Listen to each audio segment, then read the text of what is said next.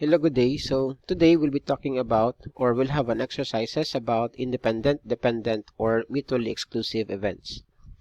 Now, first, let's try to establish how do we identify whether an event is independent, dependent, or mutually exclusive. So, for an event to be independent, so again, for an event to be independent, so we have independent,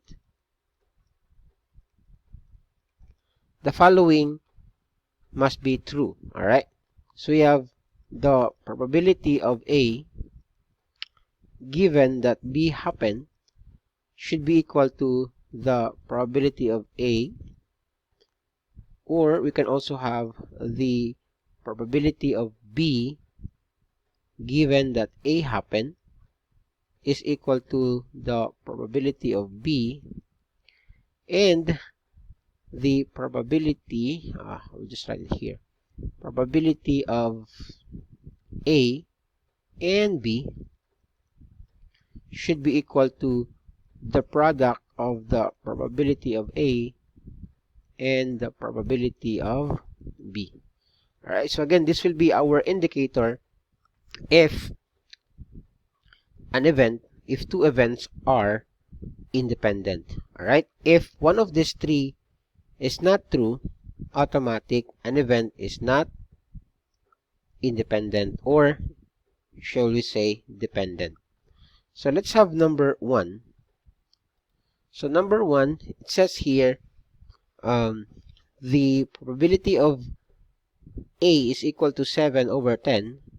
The probability of B is just 1/2, and the probability of A and B is 7 over 2. Alright, so we are going to make use of this. Let me just change the color.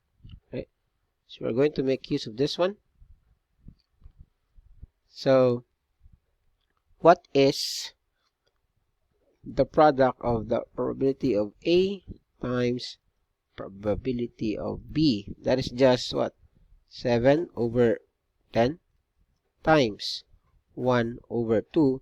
This will give us 7 over 20, which is the same to this. So since they are the same, this event is what? This event is independent. I will just write ID for independent, right? Now, number 2. Probability of A is 3 over 10. Probability of B is 1 over 5. And then, probability of A and B is 9 over 100. So, let's try if they are equal. So, probability of A times probability of B should be equal to the probability of A and B. So, what is A? We have 3 over 10 times 1 over 5. Is this equal to 9 over 100? This is not, right? So meaning to say, number 2 is actually what? Dependent, right? So number 2 is dependent. Let's have number 3. We have the probability of A is 9 over 20. So we have 9 over 20 times 2 over 5. Is this equal to 9 over 50?